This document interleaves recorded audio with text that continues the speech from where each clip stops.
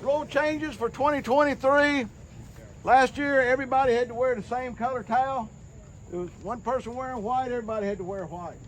One person wearing orange, everybody had to wear orange. This year, it doesn't matter as long as it's solid. It doesn't look like a flag or it doesn't look like a football. It can't be that brown of a football. It can't be yellow like a flag. The big rule change was the basic spot of a penalty that happens behind the line of scrimmage. Best example I can give you, lineman holds on the 5 yards behind the start of the play. He holds in the backfield and the run ends in the backfield. We would come to this spot and mark it off another 10 yards. So now it may be 1st and 20 instead of maybe 1st and 25 or 25 or even 30 instead of 1st and 20. So now you always come back to the previous spot on a foul behind the line of scrimmage. Coaches, y'all understand that from the clinics, right? So if there's a foul on the defense or the offense, we go back to the previous spot if the foul's behind the line of scrimmage and the run ends behind the line of scrimmage. The run ends past the line of scrimmage. If it's a defensive foul, we go to the end of the run like we used to. All right, there are some specials. If you hold in the end zone, you hold the defensive man actually is held in the end zone, and it would normally be a safety, it's still a safety. If it's a defensive foul in the end zone, guy gets dragged down by his face mask, we come back to the goal line and mark off 15 yards. So, identifying defensive players, you got a receiver that goes up to catch a ball and you want to clean his clock out with your shoulder, can't do that anymore. Same thing as this defensive player blindside block thing. You can't just come in and light him up when he can't see coming. If I'm here focusing on the ball and you take me out in the back with a forearm or something like that, that's a flag. You can wrap him up, you can hit him hard, but you got to wrap him or use your open hand to try to dislodge your ball. If you're going for the ball and he's going for the ball, both of you have the right to the ball. You may hit and do something that looks bad, but you both are focusing on the ball. You're not focusing on lighting him up. That's okay. It's gonna be a bad looking play, but it's okay as long as you're going for the ball. Intentional grounding.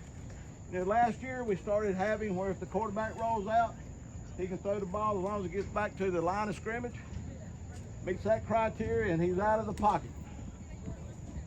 We're basically making sure that we know this year that can only be the quarterback or the first person that receives a snap from the center. He is the only one afforded that option of rolling out, throwing it out of bounds, or throwing it past the line of scrimmage where there's nobody. If he hands off to a guy and he's running around the end and he tries to throw a pass, there's nobody there, that's intentional grounding. It's got to be the person receiving the initial snap, and he's the only one to possess it. He hands it to somebody and they pitch it back to him. He runs out and throws it out in bounds. That's intentional grounding. You can't, because someone else possessed the ball.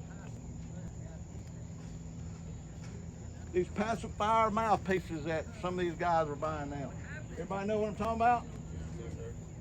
The only thing about them is not legal is the round clip on the outside of it. If that's on it, you got to take it off. Mouthpiece is fine, but it can't have that loop that's hanging on it. You got to take that off. If you have to come in the game with it, we'll send you out. You got to get rid of it. You don't have to get rid of the mouthpiece, just that circle. The other thing that I'm sure a lot of you seeing in pro and college football, you get up behind that quarterback or that running back and try to push him across either the goal line or across the first down line. That's aiding the runner in high school football. It may not be in college and pros, but it is in high school football. You can jump in there on the pile and be pushing the pile.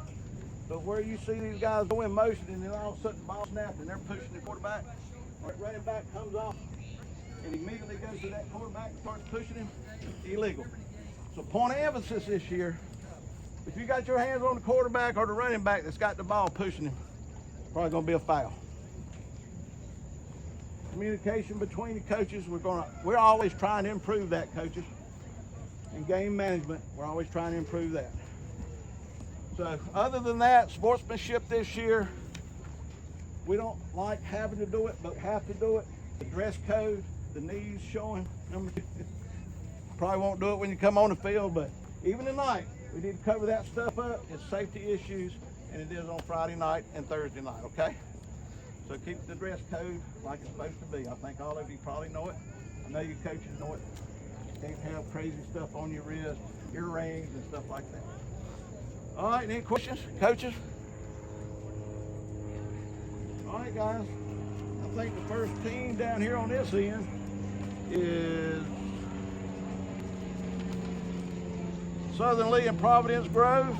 Southern Lee will be on offense, starting at the 40, going that way. And we'll play 10 downs on offense, 10 downs on defense, move the ball 5 yards. What we got left on. Going for